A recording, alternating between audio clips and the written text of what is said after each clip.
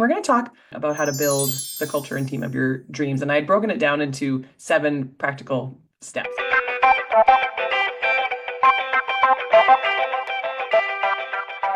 Many of which I've spoken about on this platform for you guys. So you guys have heard almost all of it before and kind of chopped up different pieces.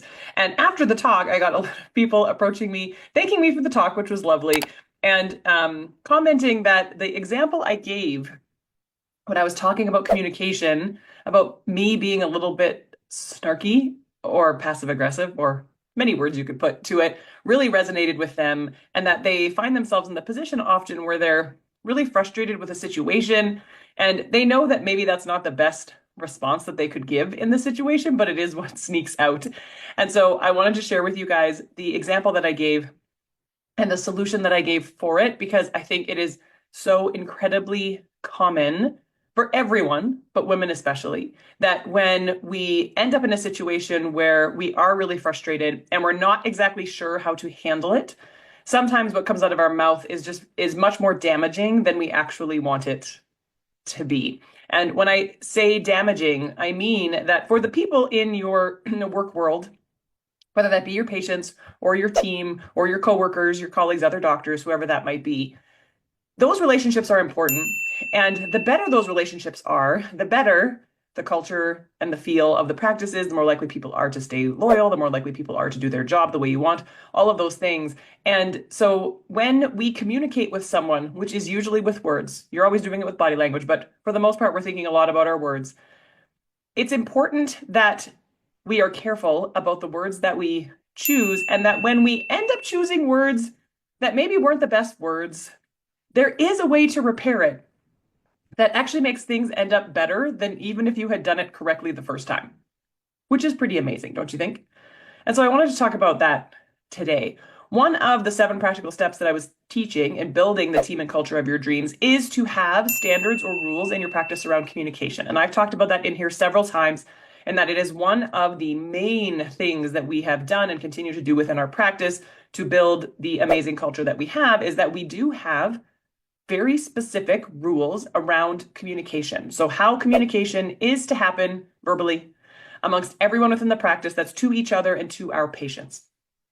And the example I gave of a poor communication versus a better communication was this example. I said, let's imagine that it's right before lunch and it's, chaos and everybody wants to get to lunch on time. And you realize that you're in the middle of a procedure and you don't have what you need because an instrument didn't get sterilized. So something happened in steri and instruments did not come out. And I was explaining that old Jen, although this is sometimes current Jen, but old Jen would come off this way far more often than current Jen, which is, I would say probably something like, oh, so we're not sterilizing instruments anymore. Good to know.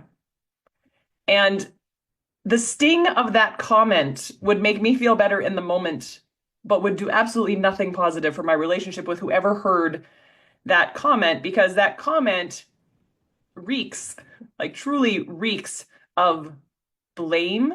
And that comment also is not productive towards a solution. So I know that the problem was that the load of instruments didn't get sterilized, but me being snarky to my team about how we must just not sterilize instruments anymore was really not productive. And so in the example I gave about sticking to positive communication, what I would say now would usually be closer to this. Oh, hey, it looks like a load of instruments didn't get sterilized. I think we need to figure out why that happened so that it doesn't happen again. If you need my help, please let me know. I'm still allowed to be frustrated that a load of instruments didn't get sterilized, but me just being frustrated isn't the solution. So the more positive communication is always to spin it towards the solution and for it to be an us against the problem situation, not a me against them situation. And so by saying, okay, a load of instruments didn't get sterilized, how can we prevent that from happening again in the future because we really need that instrument? Can you take a look? And if you need my help, let me know. I am still letting them know that something isn't right and that a solution needs to be found and that I'm offering my assistance should they need it. But it's far more likely that we won't end up in the same problem again with that type of communication than with my snark. And I know that when people hear that, they're like, well, yeah, of course. And if you had to pick which way you would be spoken to, most people would pick the second way. And so that part's logical. But here's what comes up all the time is We know that saying it the second way is more productive, but in the moment, sometimes we do not have access to that best part of ourselves. And don't feel bad about that. It happens to me all the time too. We don't always have access to the best parts of ourselves. And in a moment of frustration, especially when it's like a really chaotic day and you're running around, it may not be that you come up with that awesome statement. You may come out with snark or something passive aggressive or something that sounds much meaner than you actually intended. And here's the great news. That's okay. Because the repair of that is often better for the relationship than even if you would have gotten it right the first time. So let's talk about communication repair. If there is ever a time, this can be in your personal life or in your work life, by the way, it works everywhere, that you say something that came out or was taken not as you intended. So, meaning you know you were not being as kind as you would want to be, or it appears that something you said was taken in a way that you did not intend at all, then doing a repair is usually better for the relationship than if you would have gotten it right the first time. And a repair may sound something like this. So if we go back to that first scenario, and Snarky Jen came out. And then I realized either immediately after, or sometimes for me, even hours later, because sometimes if I'm not paying attention, I don't even realize until much, much later that that was what came out of my mouth. Then I can circle back to that person that that interaction was with, and I can do a repair. So a repair with a team member might be something like this. If I was with a dental assistant and I had said that, I'd go back to that dental assistant and say, hey, earlier, right before lunch, when it was totally chaotic and those instruments didn't get sterilized, I totally snarked out on you and said something that I did not mean and was not productive. I am so sorry. What I really wanted to say was that we needed to find a solution so that we don't have instruments not getting sterilized at the time that we need them to be sterilized. And I would really appreciate it if you would help to come up with that solution. And if you need my help, I'm here to help. So just let me know. Once again, I'm sorry that Snarky Jen came out. I am doing my best to get better at that all of the time. I'm so sorry if that hurt your feelings. That was not my intention. Okay, so something like that is a repair. Basically, it's an apology for the way you said something or what you said earlier, telling them what you actually meant to say. So, in the good words, what did you actually mean to say? And saying that you're going to work on it, right? We're not perfect, but you're trying to be better all the time.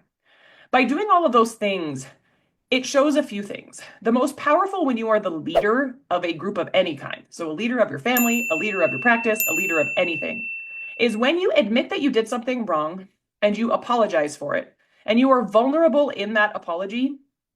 People have phenomenal respect for you, but they also see you as human.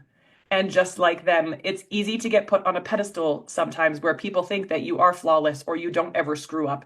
And I know for the handful of times where I've been incredibly vulnerable with my team, the comment I often get is, thank you so much. It's nice to be reminded that you screw up too. It also makes it feel to everyone that it's okay to make a mistake. Because if you own up to the mistake and you apologize, then all is well. That is also a great culture or message to have within your practice because that is the truth. There will always be mistakes. No human can be perfect all day, every day. And what we want from people, truly, if you think about it, is we want them to recognize when they could have done something better or different and own up to it and then try to do better. We don't actually expect everyone to be absolutely perfect every minute of every day because we can't expect that of ourselves. It is completely unreasonable. What we want is for people to be doing their best every day and to recognize when it wasn't their best and then to take action to being better. It's all we can hope for them and it's all we can hope for ourselves.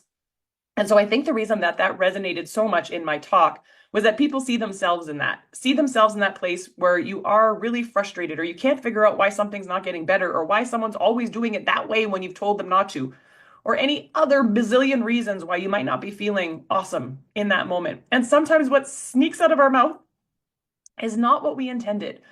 And sometimes it's meaner than we mean. Sometimes we think we're being funny, but we're not. I mean, there are many ways this could go, but there are many, many solutions. So one is to try not to be snarky. So for me, it's always take a breath, find some space, try to find the good words and say it. And when you can't, or when you just don't, because we can't be perfect all day, every day, then you simply need to repair. And in doing that repair, things will probably be better than even if you got it right the first time. So that's the message I want to leave you with. No one's going to be perfect all the time. You aren't. Neither is anyone else in your team. But teaching people how to communicate in a way that is productive, that is more positive, and then also being able to be vulnerable and honest with people does wonders for the culture in your practice. So I'm hoping, because that helped so many people at the talk that I was giving, it was about 400 people, I think, I figured there was a few of you who may resonate um, with this. And so hopefully that helps just a little tiny bit. I'll see you guys next week. Bye-bye.